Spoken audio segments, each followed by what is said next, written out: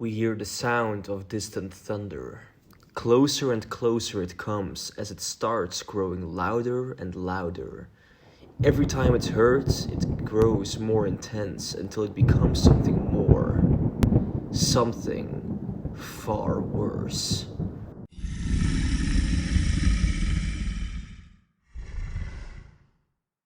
In an apartment building in Tokyo, a little girl is curled up in a corner, scared for her life, while we hear sirens and ominous sounds coming from outside. Her parents storm in the room to fetch her. As they hurry with a couple of bags down the stairs, they join thousands of people in the streets, as we see everyone running for their lives into one direction. The military is present as well as they try to evacuate everyone, but the chaos is far too immense. We follow this whole moment from the perspective of that little girl as she's being carried by her mother. She sees helicopters and fighter jets passing overhead as a small earthquake of some sorts seems to come from far away. And with that, explosions and gunfire as well. Soon they arrive at a blockade of the military since they need to wait for more evacuation helicopters and buses. There are far too few for the amount of people. People scream and panic, but all the while the mother tries to keep the little girl calm, while the father yells at the soldiers to let them through. It's a very intense moment. The earthquake gets worse and worse until suddenly a building collapses far behind them. Now chaos takes full control, and people even start to run past the military blockade. Gunshots are fired to keep the people in line, but everything starts to fall apart with every minute that passes. The father soon attempts to talk with a nearby soldier to ask what's going on. He asks about a wall. Has the wall fallen? Is it one of them? The soldier claims the wall is still standing strong. The father doesn't believe him, and that's when they hear it. Another building comes clashing down as now everyone starts to run for their lives, even some of the soldiers. The little girl starts to scream as her mother carries her away. The father stays right beside them as he pushes several people out of the way for them. They need to get out of the city. The girl is shocked as we can vaguely see a silhouette of something monstrous and huge in the distance, coming from behind the debris of falling buildings. When the chaos and panic gets worse, people start to push each other out of the way while others get hit by cars who rush by. They try to get inside an underground entrance, but it's blocked by too many people. That's when another roar is heard, and the building collapses almost right next to them. The panic continues right until the moment the ground starts to crack open beneath their feet and a whole part of the street collapses.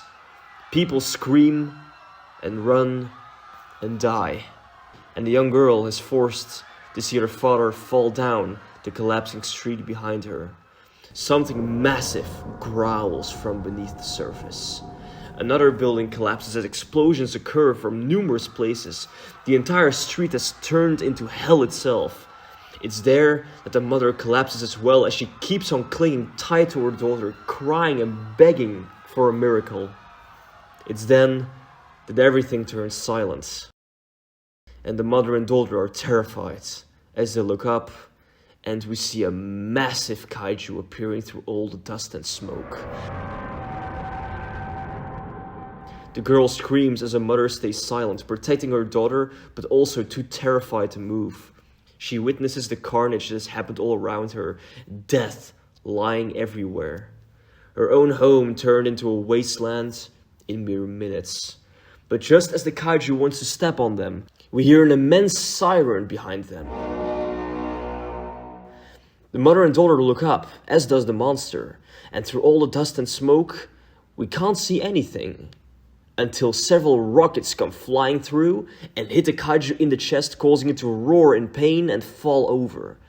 The mother cries out of happiness as she tells her daughter, "The hunter is here! The Jager is here!"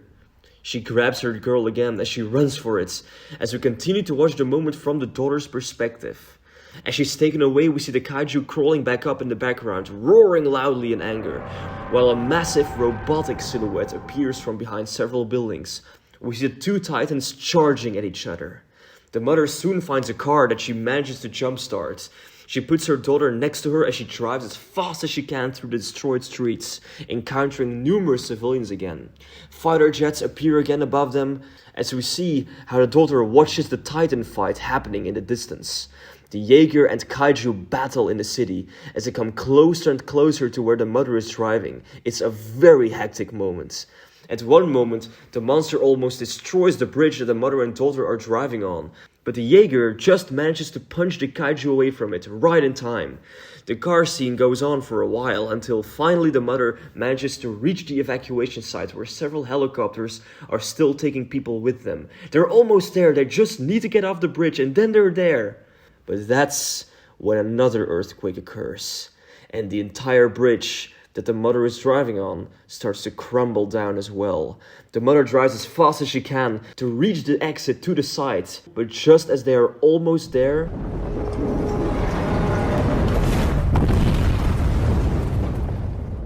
the bridge collapses beneath them. The mother screams and holds the girl tight in her arms just as everything turns to black. It's silent for a while, until several soldiers shove some pieces of debris aside, and they find the little girl injured but still alive. However, the mother, still lying next to the girl, has died from far too severe injuries of the collapse. The soldiers take the girl as she falls almost unconscious. She's in complete shock and can't comprehend what just happened. They take her to a helicopter and fly away. From the sky, the girl looks down at the city a final time, where we can still see the two titans fighting. It finally ends with the Jager taking out a massive sword and brutally beheading the monster. As the massive head drops on the ground, the dust finally settles, and we can get a full look of the massive robot. The Jager, their protector.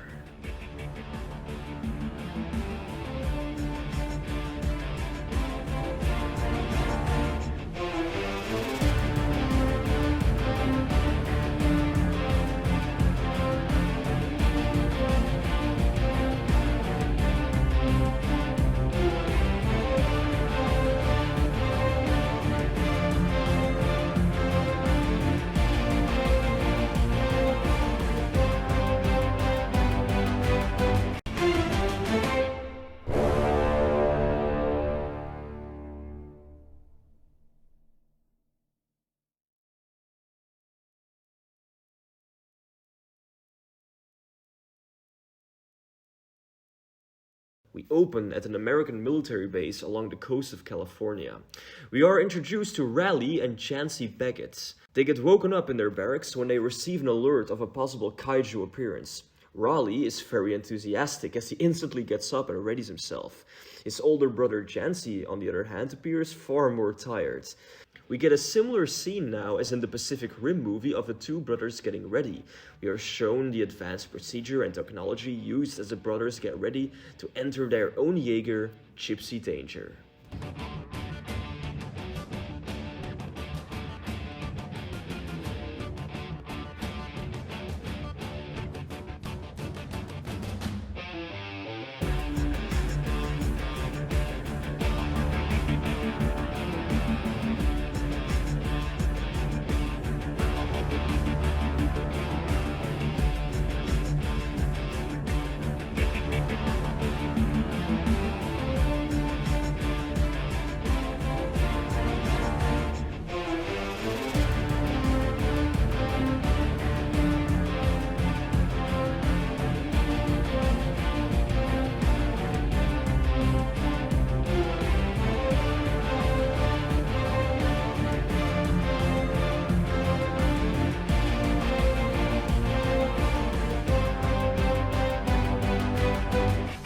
They get in contact with the people at the operating room at the base. Here we are introduced to Ops and General Stacker Pentecost. They oversee the operation as they inform the two brothers what kind of kaiju they will be fighting, a reported Category 3, nothing too special that they can't take care of. As they talk a bit about all sorts of stuff, the general stays back and observes the situation more quietly. It's only when the brothers and Ops start to talk about how drunk they got a few nights back that Stacker tells them to stay focused. Soon, the two brothers engage in the drift. This procedure is also explained, much like in the original movie, about how their minds get connected in order to fight better as a whole. They are fully ready. The massive gates are open towards the ocean as Gypsy Danger marches towards it as a powerful storm rages on outside. Everyone in the control room watch it happen on the screen as they cheer for them, some even betting some money on how quick the fight will be won. Stacker informs them that their job is to defend the coastline in case the kaiju gets too close. When Raleigh and Yancy discover the boat is still out there, in danger of being attacked, they propose a rescue mission, but Stacker refuses this since it's too low of a priority. Without discussing, the two brothers decide to attempt to rescue the boat all the same, showing their rather confident but also reckless nature. We head to a small boat on the Pacific as it desperately tries to reach shore in this terrible storm. Finally, they appear to see land, only to discover that it's not an island at all, but a kaiju. A monstrous kaiju appears out of the water as it wants to attack the small fishing boat. But before it can strike, Gypsy Danger arrives and challenges the monster to a fight. The fight that follows is also much like the one from the first movie. The two brothers manage to not only rescue the boat, but in a cool and entertaining fight scene, manage to actually kill the kaiju, codenamed Knifehead, by firing its plasma gun in the beast's stomach. The mission ends up being a success, however, and the two brothers cheer each other on for yet another great victory. We jump immediately to a talk show, now as we can see some of the footage from the fight we just saw. Apparently drones were flying around the area to record the battle as a news item. The talk show host, acting like a complete showman, introduces both Raleigh and Yancy as two grand American heroes. Raleigh acts like a true showman himself, while Yancy stays a bit more reserved. They are interviewed about their job, their duty, the missions they've done, while the crowd often goes wild when hearing their answers. It's revealed how they have been Jager pilots ever since they graduated from college together and enlisted in the army. Very brief hints are given about how the kaiju attacks are getting slightly more frequent, but nothing too serious. The monsters themselves aren't a problem since they are always easy enough to kill. It's the damage that they do, that's the problem.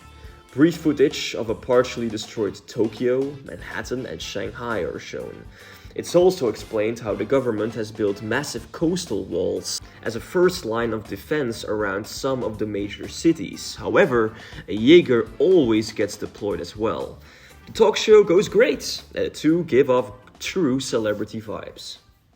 Afterwards, the two men even give several autographs for their fans as they head to the car in which they are brought back to headquarters along the Los Angeles coastline.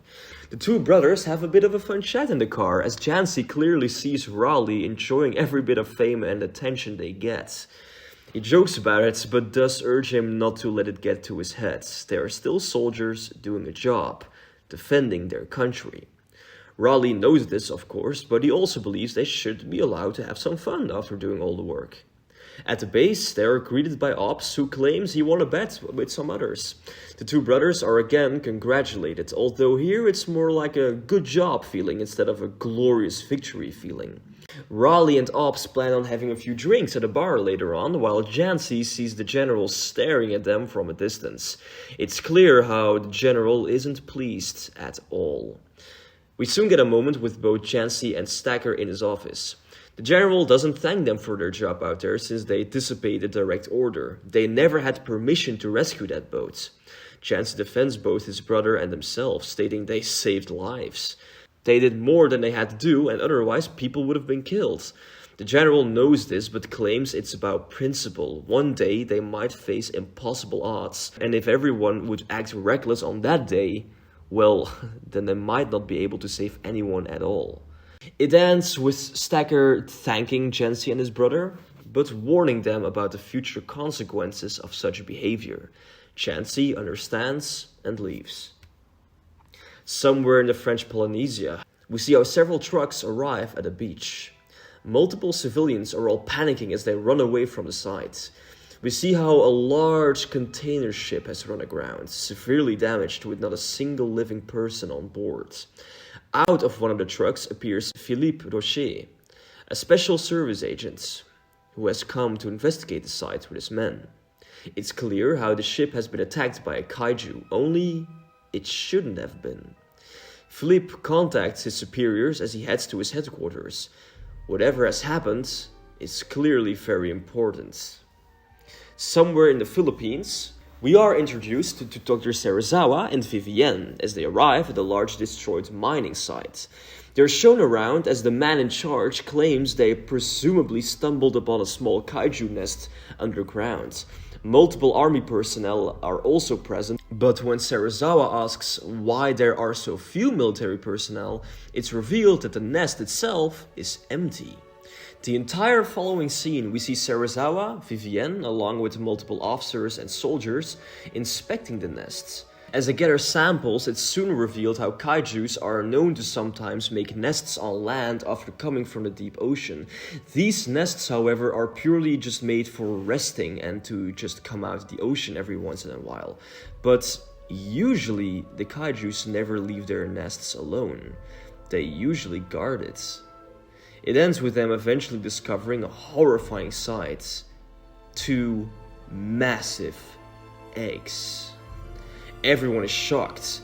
This nest means that the kaiju are reproducing. And not only that, but the eggs are also of a size so massive that it can only mean one thing. The kaijus are getting bigger.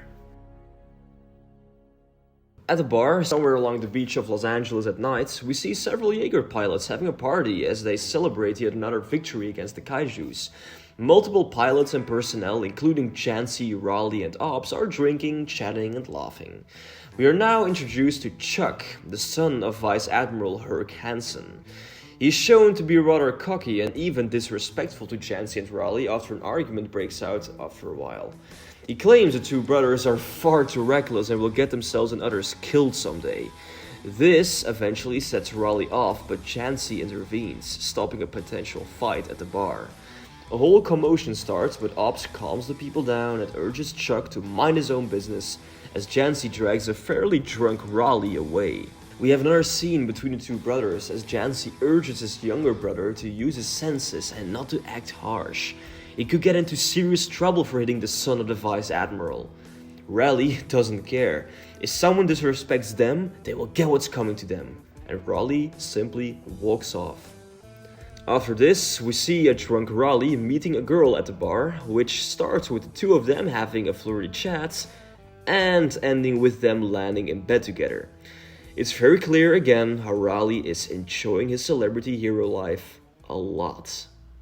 The scene ends, however, with both Yancy and Ops sitting on a bench while looking at the ocean.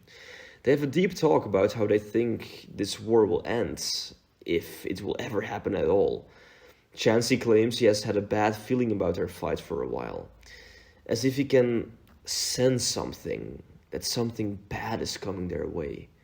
Ops, however, stays optimistic and claims they will be able to end the fight sooner than later if they just continue like they are now. A nice friendship is shown between the 2, and Yancy and Ops genuinely enjoy their time together.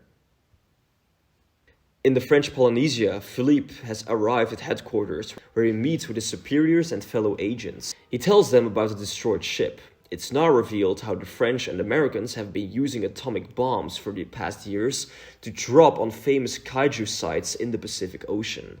These have always had great effects and killed each and every one of them.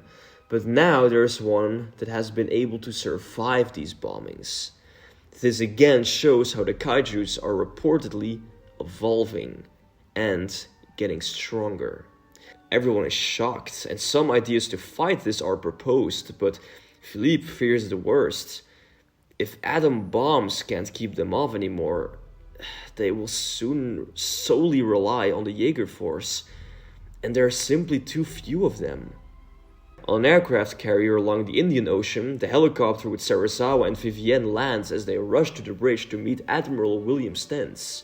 They also inform him about the discovery they have made. Stens informs them on how he has been contacted by the French forces in charge of keeping the Pacific Ocean secure. They have apparently made the same conclusion. They must warn all land forces immediately and come up with stronger fighting methods. Serizawa ultimately claims that only one thing can help them, and that's an actual key to end the war, to kill the leader of the kaijus instead of just killing soldier after soldier. The Admiral understands, but claims no living soul on Earth knows how to do that. We see Serizawa clearly frustrated, but he's also thinking about something, hinting that he might know something that can help.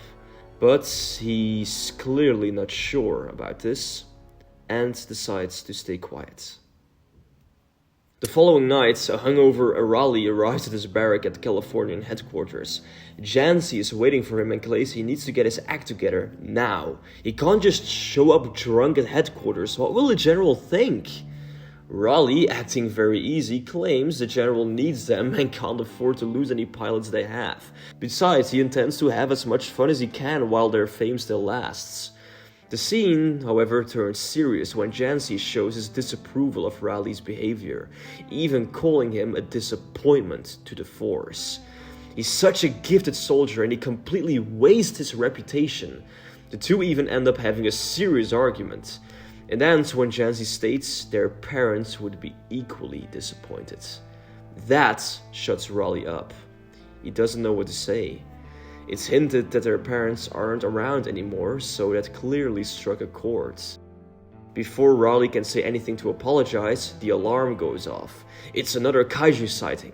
This one off the coast of New York. It's headed straight for the mainland. Yancy urges his brother to sober up now and get his act together. They have a job to do. They will talk about this again after they won this fight. At Manhattan, we see plenty of fishermen at the harbor doing their jobs. One old man heads out along a pier to catch some fish himself as several cheer him on. Soon enough, the fisherman appears to have a bite. Hey! I got a bite! Until it turns out to be something far bigger than just a fish. Before he can realize, his line gets taken away.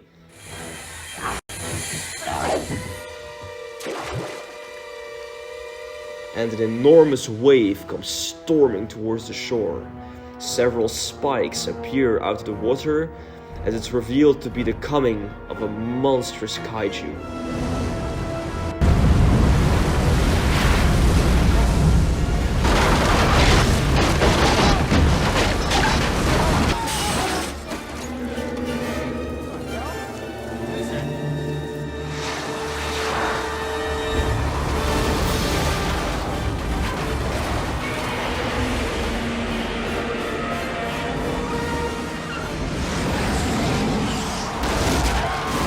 All the fishermen flee for their lives as a monster comes charging out of the water and onto the land, causing panic and destruction everywhere it goes.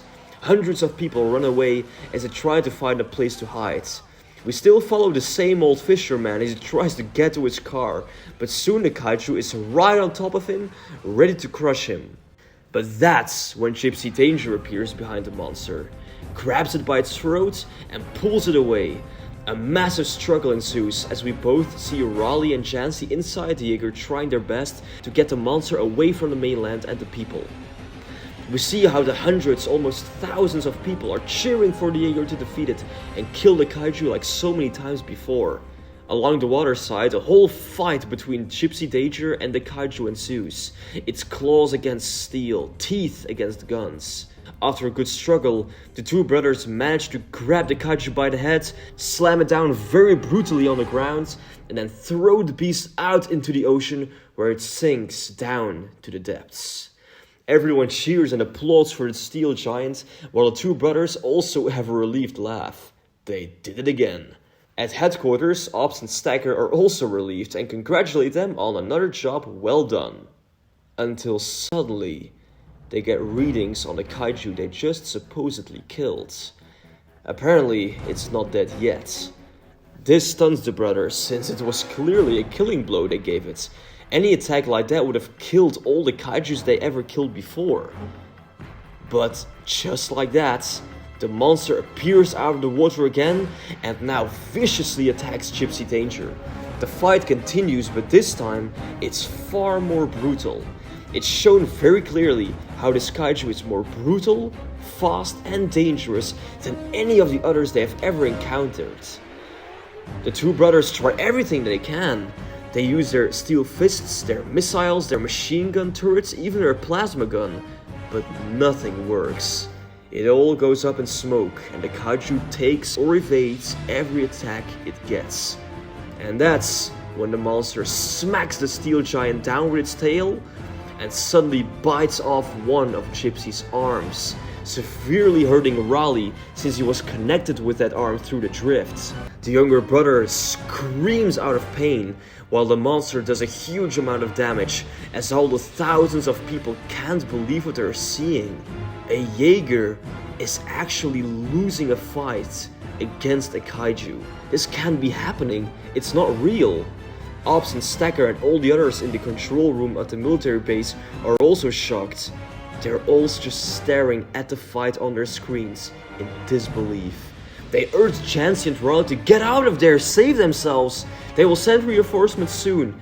Yancy, however, tries to help his brother calm down while Raleigh is screaming in agony.